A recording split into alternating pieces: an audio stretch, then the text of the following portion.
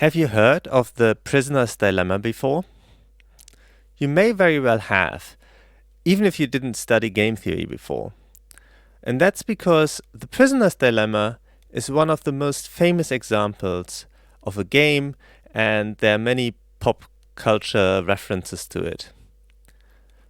There are many ways to introduce this game and tell the story of this prisoner's dilemma, but I like the one that Dixit and Nalebuff write in their book Thinking Strategically. And it goes something like this. There's a conductor of an orchestra, and the conductor is traveling by train. He's sitting in this train and he's studying the score of the music for the next performance. A police officer sees the conductor and becomes suspicious because he doesn't know anything about music and thinks the musical notation may be a secret code. He arrests the conductor on the suspicion that he is a spy. The conductor tries to explain that he was just reading Tchaikovsky's Violin Concerto, but the police does not believe him. Instead, the police arrest another innocent person whose name happens to be Tchaikovsky. The police put the conductor and the poor fellow Tchaikovsky in 2 rooms and tell the conductor the following. If Tchaikovsky stays silent, but you confess to being a spy together with Tchaikovsky, then you can help us to convict Tchaikovsky for spying. In return, you will serve only a single year in prison, whereas Tchaikovsky will serve 25 years in prison.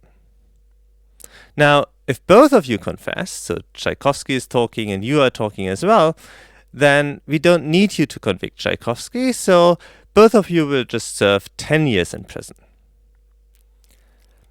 If both of you stay silent and nobody confesses, we cannot convict either of you for spying because we don't have enough evidence, but we know that both of you committed tax fraud, so we will just use that and send both of you to prison for 2 years.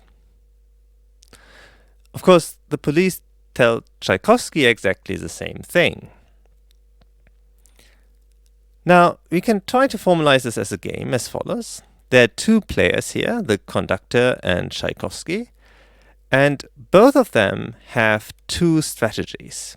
They can confess or they can stay silent. And we can conveniently write games like this that have 2 players in sort of a table, where each row corresponds to the different strategies of the first player, in this case the conductor, and the columns correspond to the different strategies of the second player. We can see that there are 4 potential outcomes of the game, 4 different strategy profiles. We can write down the payoff that the conductor receives for each of these outcomes. If both players confess, the payoff is -10. We use minus here because, of course, spending time in prison is a negative thing. And we assume that the players always want to maximize their payoff.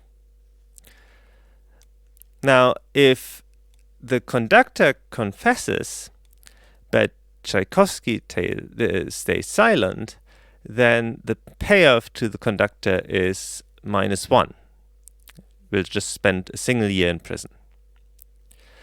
If the conductor stays silent and Tchaikovsky confesses, the conductor will spend 25 years in prison because the confession of the Tchaikovsky will be used as evidence against the conductor. And if both Tchaikovsky and the conductor stay silent, then both of them will just spend 2 years in prison for this unrelated tax fraud charge. So this is a setup. So these are the payoffs for the conductor. And similarly, we can write down the payoffs for Tchaikovsky. And we will do this in the same table. And throughout all of these videos, I will always write the payoff to the player that controls the rows in the lower left corner of the cell, and I will write the payoff that the player that controls the columns receive in the upper right corner of the cells. So this is the game we have. And this game is known as the prisoner's dilemma. Now, why don't you try to reason about this game and make a prediction about the behavior of the two players, of the conductor and Tchaikovsky, and what will the outcome of this game be? How long will the players have to stay in prison? I will discuss the answer and some important related concepts in the next video.